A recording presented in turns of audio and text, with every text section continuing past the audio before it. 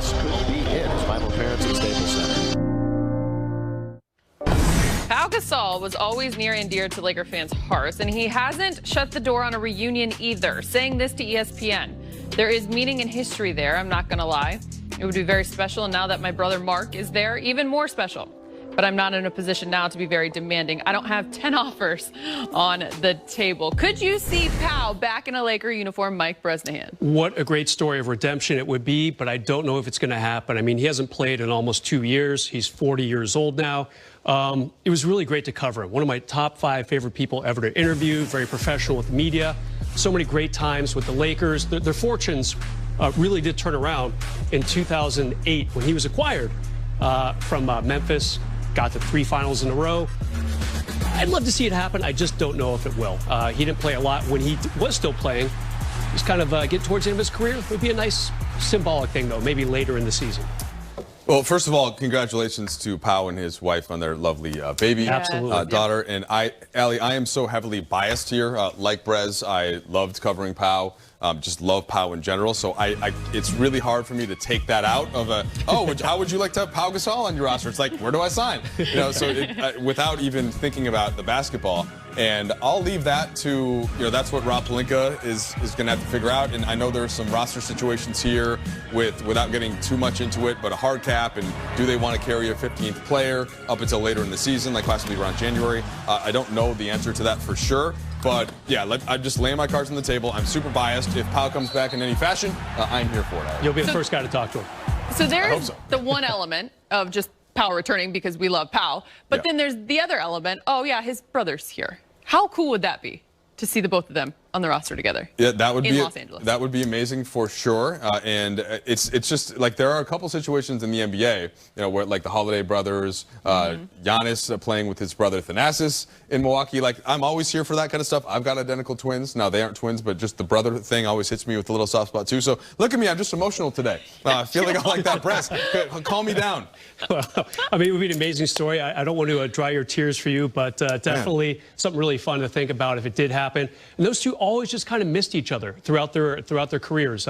One going to Memphis, one leaving Memphis. Obviously, the Lakers drafted Marc Gasol way back in the day. It would be cool to see both those guys in purple and gold. Just don't know if it is going to happen. I was going to give you a Kleenex, but we only have sanitary wipes. So there you go. Don't put that in your eyeball. Did I tell you this? During the playoffs, I didn't realize that you weren't supposed to put these on your face. How'd that work out for you? Well, looked like you were crying. Looked like you were emotional. I'm still here, and then somebody found out, and they're like, wait, it says explicitly, do not put on your eyes. Do not put in your... And I was just putting it all over my face. Yeah, there's like actual sticky notes. Like, not only does it say it on the packaging, but there's an actual added sticky note, which this is a great segue. It's my bad. Sports is a much-needed distraction from what is going on in the world these days. NBA players are aware of the safety concerns regarding the COVID-19 pandemic globally and realize that with no bubble this season, it's all about self-accountability. It's going to be a lot tougher, to be honest. The bubble, you were safe.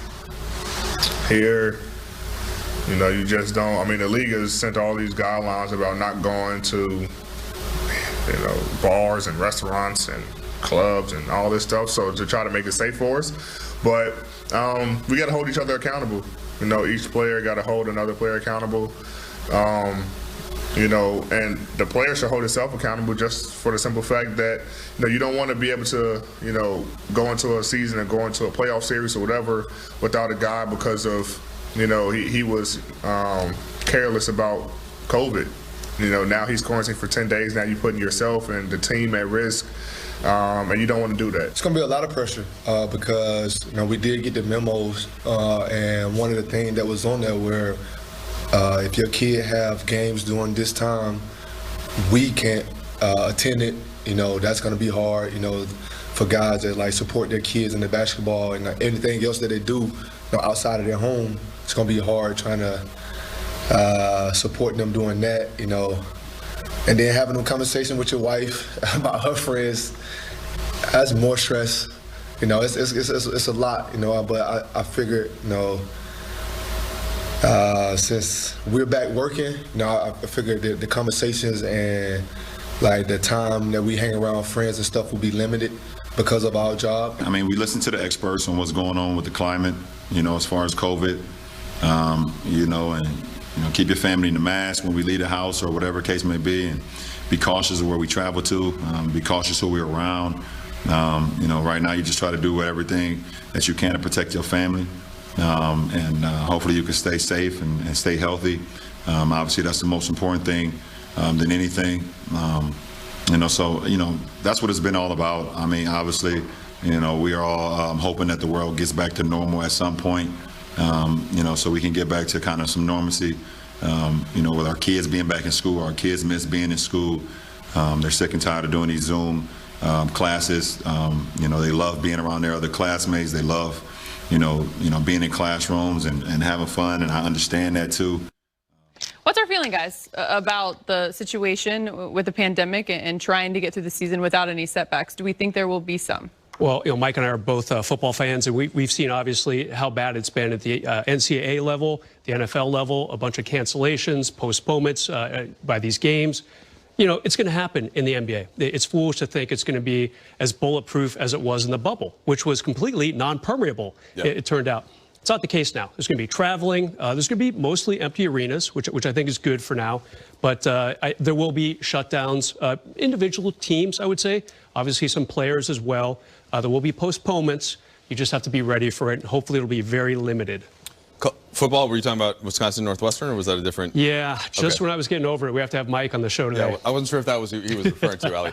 And by the way, it doesn't say anything on the front about not touching your face. You have to flip it. All right. You went to Northwestern and you don't know how to read a kidding. It was on the bottom.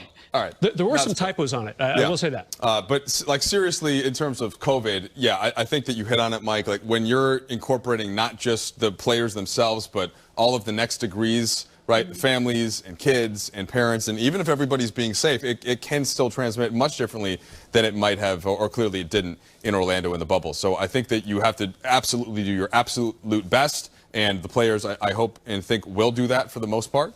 They had an experience. They saw last year, right? They saw the reward for being diligent, and that meant they could stay on the floor.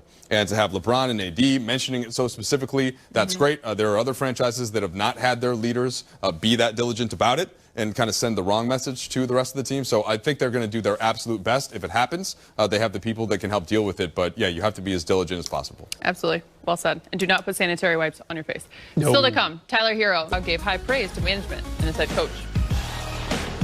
Both of those guys just kind of, keep me in the loop, during the season. Frank is always asking questions about the team. If he's, up in the air about a decision, he comes to me and LJ. Rob does the same thing about the team, trades, about a guy, if we want to bring a guy in, do we like a guy, do we don't like a guy, how can this guy help our team? So I think that the relationship just, and that trust has just been built throughout the course of the year. From day one, they've been two guys who want nothing but the best for this team, for each player. And like I say, keeping me and Brian in the loop about every single decision, whether it's, with Frank with practice, what do you guys want to do today, how your bodies feel, do you think we should, just, watch film today, how the guys feeling. So, he always want to keep us fresh and keep us sharp, but there's days that we need to work as well, and he talks to his captains about that. And like I say, Rob is always trying to improve the team and keeping me and Brian in the loop. So, for a coach and a GM to always keep, their players in the loop, it just builds that trust with them. And like I say, going through my contract negotiation, I didn't, have to worry about, if the team was going to be, as good as last year, because those two guys know what they're doing and was able to put another great team together. AD really walking us through that process, guys. He and LeBron are kept in the loop on every decision. Is that unique to have a relationship like that? Maybe other franchises, but not with the Lakers. I mean, Kobe Bryant and Dr. Jerry Buss, they would talk continually about how to improve the team. Jerry Buss would call him directly and say, what do you think of this guy? We're thinking of trading for him or signing him. So the Lakers have been doing this with their star players literally for decades. So nothing new here. Good to see it's being continued with a new front office face in Rob Pelinka, relatively new. And the foundation is there. Glad it's still happening. For an average NBA team, this can be a real tricky thing because there are only about anywhere from 5 to 10 each year, actual superstar players that play both ends of the court, that are intelligent enough to really be involved in the process. That there aren't a lot in that, but then many franchises have players who they sort of, whoever their best player is, that they feel like they have to be that involved as well. And it's not going to pay off as much if that player isn't LeBron, if that player is not Anthony Davis. Because again, there are only so many of those guys. The Lakers happen to have 2 of them. So in the case of LeBron and AD, of course it makes great sense. I think Rob and Frank have approached that really well, clearly. And I think that they saw the reward in that by the extensions that were signed last week. Yeah, it's not like the Lakers, in 1996 were going to Kobe and saying, hey, what can we do for you? Who do you want here? Who should we get rid of? And nor will they do it with Taylor and Horton Tucker this year. You have to earn it. And obviously, AD and LeBron have been in the game for a long time. Obviously, they've earned that kind of two-way street with management and ownership as far as, we'd like to hear about some personnel possibilities. That's what I think is very important to understand here is it's not a one-sided situation. I mean, you're earning it as players, you're earning it as a franchise, and you're finding and striking that balance in a very, very positive and healthy way. Yeah. Because it could go, and we've seen it go, the wrong direction either way. It's a good point, and I also think there's a balance between consulting and discussing.